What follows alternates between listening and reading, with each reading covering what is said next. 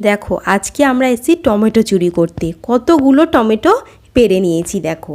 তারপরে দেখো আমাদের এটা খুব বড় একটা ফিশারি, বাট এখন এর জলটা অনেকটাই কমে গেছে। আগে তো প্রচুর মাছ চাষ হতো।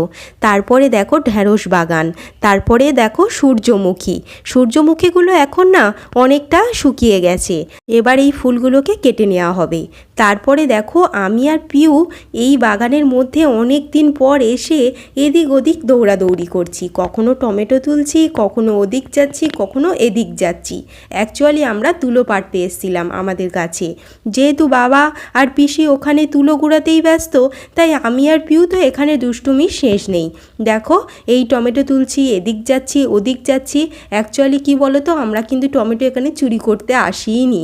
এই জমিগুলো না আমাদেরই, বাট হয় না সেই জমি লিসে দেওয়া হয়, অন্যজন চাষ করে, তাই কাকুরা আমাদেরকে নিলে কিছুই বলবে না। চলো টাটা।